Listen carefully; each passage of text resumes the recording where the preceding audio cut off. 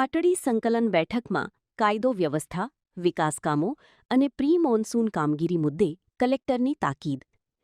સુરેન્દ્રનગર જિલ્લાના દસાડા તાલુકાના પાટડી સેવા સદન ખાતે જિલ્લા કલેક્ટર G.H. સોલંકીની અધ્યક્ષતામાં સંકલન સમિતિની બેઠક યોજાઈ હતી.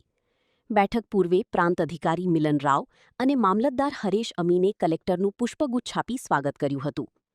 કલેક્ટરે જનસેવા કેન્દ્ર અને ઈ-ધારા વિભાગની મુલાકાત લઈ અરજદારો સાથે વાતચીત કરી કામગીરી અંગે માહિતી મેળવી હતી. બેઠક દરમિયાન ધારાસભ્ય P.K. પરમારે 4 lane highway, Narmada canal, PGVCL તથા કાયદો વ્યવસ્થાના પ્રશ્નો ઉઠાવ્યા હતા. પાટડી વિસ્તારમાં ગેસ સિલિન્ડર ચોરી અને વધતા દૂષણોને લઈને પોલીસની કામગીરી અંગે પણ ચિંતા વ્યક્ત કરવામાં આવી હતી. કલેક્ટરે વિવિધ વિભાગોની વિકાસ કામો અને પ્રી મોન્સૂન કામગીરી ઝડપથી પૂર્ણ કરવા સૂચના આપી હતી. બેઠકમાં વિવિધ સરકારી યોજનાઓની સમીક્ષા કરવામાં આવી હતી અને સંબંધિત વિભાગોના અધિકારીઓ ઉપસ્થિત રહ્યા હતા.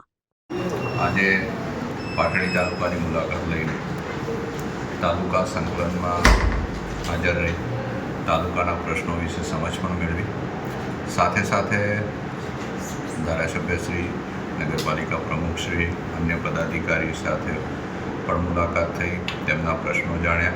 તેમજ તમામ અધિકારીશ્રીઓ સાથે સરકારશ્રીની જે નેમ છે એ પ્રમાણે જનસેવા કેન્દ્રો વ્યવસ્થિત ચાલે, 24 કલાકમાં દાખલાઓ મળી જાય લોકોને, અનુસૂચિત જાતિ જનજાતિના જે કોઈ પ્રશ્નો છે એ પ્રશ્નો પણ પૂરતી સંવેદનશીલતાથી ઉકેલવામાં આવે અને જે રોડ, રસ્તા, પાણી, ગટર અને વીજળીના જે પ્રશ્નો આગામી ચોમાસામાં ઉદ્ભવે એનું પણ ઇમરજન્સીના ધોરણે હાથ ઉપર કામ લઈ અને કેવી રીતે ઝડપથી નિકાલ થઈ શકાય તે વિશે વિશેષ ચર્ચા કરવામાં આવી અને તાલુકાના તમામ અધિકારીશ્રીઓએ ખાતરી આપી છે કે આગામી ચોમાસાના સમયમાં બધા જ એક ટીમ તરીકે કામ કરીને પાટડી તાલુકામાં લોકોને કોઈપણ પ્રકારની તકલીફ ન પડે કે ઓછામાં ઓછી તકલીફ પડે એ પ્રમાણે જે કોઈ કાર્યવાહી કરવાની થશે ઝડપથી પૂર્ણ કરવામાં આવશે.